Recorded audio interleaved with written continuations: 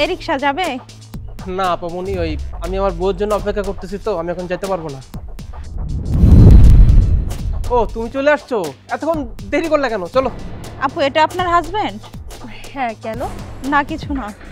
আপনি চাইলে কিন্তু আমাদের সঙ্গে যেতে পারেন। না আপনারা যান, আমি অন্য রিক্সা নিয়ে নিচ্ছি। ঠিক আছে। আচ্ছা কি বলবা বলো। আজকের পর থেকে তুমি আর রিক্সা চালাবে না। তোমার যাবতীয় যা খরচ আছে আমার এটিএম কার্ড ইউজ করবে। পাগল নাকি তুমি? ফাজলামি করছো আমার সঙ্গে? রিক্সা চালাবো না মানে?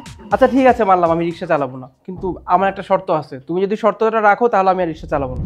তুমি এই যে অফিসের মাঝে মাঝে তোমার কলিগদের সঙ্গে ঘুরতে যাও, পার্টি করো, এগুলো আমার পছন্দ না। তোমাকে এগুলো করা বন্ধ করে দিতে হবে। আজব তো, আমি কেন আমার পার্টিতে যাওয়া ছেড়ে দিব? তুমি কি বুঝতে পারো না আমি একটা ভালো জায়গায় জব করছি, ওখানে জব করতে হলে এগুলো আমার করতেই হবে। আর আমি যদি ওদের সঙ্গে এভাবে মিলেমিশে চলতে না পারি তাহলে আমি ওখানে জবটাও করতে পারবো না। শোনো, আমি একজন স্বাধীনচেতা মেয়ে, আমি স্বাধীনতা নিয়ে চলতে পছন্দ করি। এই জন্য ছোটবেলা থেকে পড়াশোনা করে চাকরি ধরেছি। চাকরি করব, নিজের টাকা খরচ করব, স্বাধীনভাবে চলাফেরা করবো, এটাই তো আমি চাই। তাহলে তুমি কেন আমার স্বাধীনতা এভাবে বাধা দিচ্ছ? তুমি তো তোমার দিকটা দেখতেছো, তাই না? তুমি যদি তোমার স্বাধীনতাটাকে প্রায়োরিটি দাও তাহলে আমার তো একটা স্বাধীনতা আছে, তাই না? আমারটা তো তোমাকে দেখতে হবে। তুমি না ছাড়লে আমি কেন তোমার কথা অনুযায়ী রিক্সা চালানো ছেড়ে দিব? দেখো বাবা, তুমি এমন কেন রিয়াক্ট করছো? এই বিষয়টাকে তুমি আর জটিল করো না। তুমি যখন চাচ্ছ না, আচ্ছা ঠিক আছে, একটা ভালো স্যালারি চাকরি পাই আমি ছেড়ে দিব, কিন্তু প্লিজ এই জিনিসটা নিয়ে ঝামেলা করো না। ঠিক আছে, চলো চলো চলো। কি গো, এত দেরি করলা কেন? আর বলো না, ওয়াশরুমে পানি ছিল না, গোসল করতে গিয়ে লেট হয়ে গেছে। আচ্ছা ওঠো। হ্যাঁ। 1 মিনিট দাঁড়াও তো। ওটা তোমার অফিসের কলিগ না? হ্যাঁ তাই তো দেখছি। সামান্তা, এদিকে আসেন। কি ব্যাপার, আপনি এভাবে হেঁটে যাচ্ছেন কেন, আর জুতা হাতে কেন? আর বললেন না, অফিসে যাচ্ছিলাম, হঠাৎ করে জুতাটা ছিঁড়ে গেল। ও আচ্ছা, তো রিক্সা পাননি মনে হয়। আপনি কিন্তু চাইলে আমাদের সঙ্গে যেতে পারেন, আমার হাজবেন্ড আমাকে অফিসে ড্রপ করে দিচ্ছে। আপনি শিওর? হ্যাঁ হ্যাঁ আপামনি, কোনো সমস্যা হইব না। আপনার ওঠেন তো। তুমি দাঁড়িয়ে আসছো কেন? যাও আপনার ভিতরে ওঠো।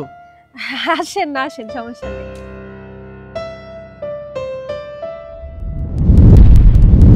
মাই dear husband, have a good day.